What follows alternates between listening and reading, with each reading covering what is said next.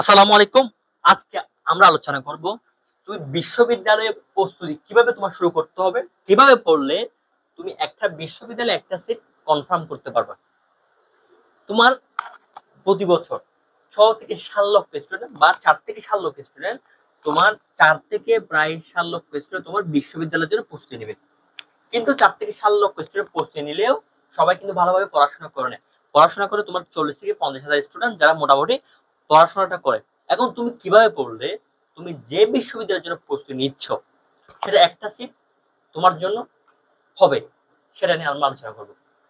প্রথমত তুমি কোন কোচিং এ পড়তেছো, কোন ব্র্যান্ডের কোচিং পড়তেছো সেটা বড় কথা না। সবাই সেম পড়া পড়াবে, ঠিক আছে? তোমার আমি যে একটা দামি কোচিং পড়তেছি বা যেটা একটু জনপ্রিয় সেটা পড়তেছি মানে এ না যে সেটা একটু বেশি পড়াবে, ঠিক আছে? বা ভালো বেশি পড়াবে। সবার চেয়ে ভালো হচ্ছে তুমি তুমি তোমাকে কতটুকু সময় দিচ্ছ।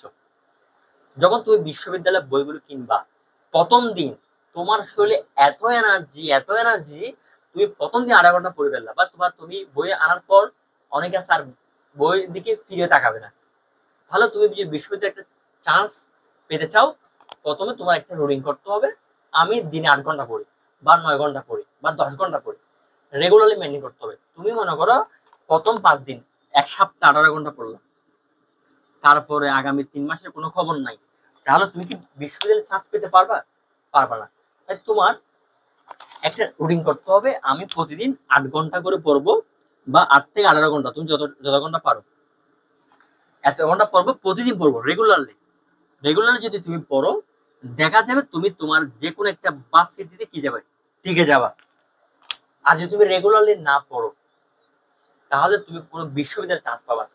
তুমি তুমি এটা এসএসসি না যে তুমি ১ মাস পড়ছো, পরীক্ষা এক্সাম আগে ২ মাস পরে তুমি বিশ্ববিদ্যালয়ে প্রস্তুতি ভালো করতে পারছো।